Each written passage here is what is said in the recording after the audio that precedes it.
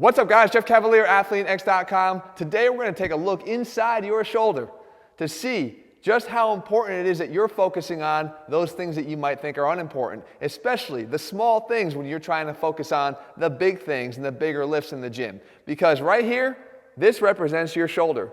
And we're breaking out a muscle marker, or at least half of one, to show you that your shoulder actually looks something like this.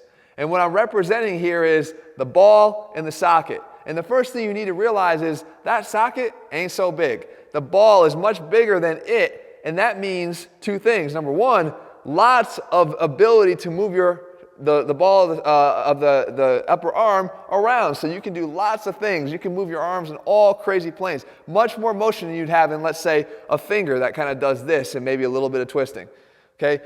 That said, you're sacrificing the stability of your shoulder because of this.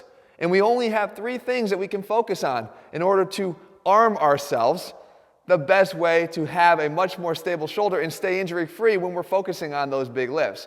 So the first thing that you want to make sure that you're focusing on is the labrum, and that is keeping the health of your labrum as a high priority. Now, dumb me was in baseball, as you guys know, and I got bet by one of our players that I couldn't throw the ball from right field to third base on the fly. Now, I should have known better, but it just looked so damn close to me from out there that I tried, and I am not equipped to be throwing a baseball like that, especially not warmed up at all. And I took my hardest throw as I possibly could. It certainly didn't make it all the way there, and as soon as I did, I felt a big tear right through my shoulder. I could feel like a burning sensation. I tore my labrum. I've been dealing with it ever since. Why does that matter? Because the labrum actually deepens this socket. So what it's doing is its job is to try to create some more depth and stability inside this shoulder joint. So while it was sitting on top of that little pen cap, realizing that that surface here is much smaller than the ball itself, let's just take the plate out to illustrate a second point. And that is, if there was no labrum there, the ball would have to sort of do this balancing act on a very shallow surface.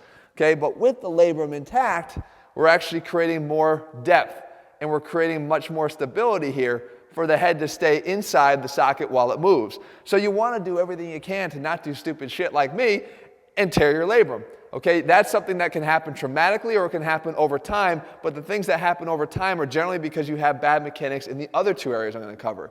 And the first one there is going to be your rotator cuff. So we talk about the rotator cuff all the time, and those are the muscles that wrap around and interplay with each other. There's four muscles here. Three of them are really, really important to interplay with this humerus to keep it centered as you move your arm up and down. So if as you were moving your arm up over your body, it also wanted to move up and migrate up, you'd have problems because you'd be getting pinching here with the supraspinatus tendon inside this, the shoulder joint itself, causing inflammation, bursitis, all these bad things that lead you to go like, ow, every time you try to lift a bar or dumbbell overhead.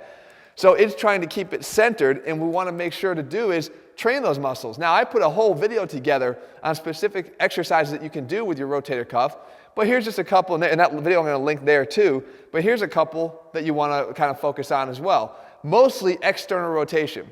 And when we talk about external rotation, it can happen in many different planes of motion. It could be with my elbow right here at my side, that way. It could be more of a diagonal cross pattern where I reach down this way and then come up and overhead. That's going to look more like a throwing athlete.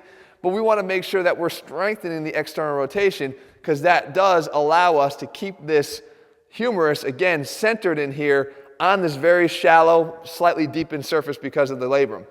The next thing we want to do is focus on the third component, and that is the capsular element to this. And the capsule is a series of structures that wrap around the head of the humerus that tighten and loosen depending upon the position that you move your arm in. And one of the things that we find ourselves constantly and chronically in is this forward rounded position. And a lot of times what's happened here is we get capsular tightness because of the fact that we posturally are sitting in these positions all the time. And that could become from muscle imbalance, it could become from a lack of attention to the external rotators, whatever it might be. If you're finding that you're rounded this way, then you better probably surmise that you also have a real bad capsular tightness too. So if you have rounded shoulders, what you might want to start doing is stretching out the posterior capsule of your shoulder. Now, why is that? Because as you get anterior, you get weakened anteriorly. this muscle, this head of the humerus sits forward and is stretching out this part of the shoulder capsule. And that's not good. And the one in the back gets tighter and tighter, which is even further pushing this forward this way, okay? So we want to be able to stretch that out back. And you could do that by doing this sleeper stretch here. You lay down on the ground, put your elbow in the position I'm showing you here.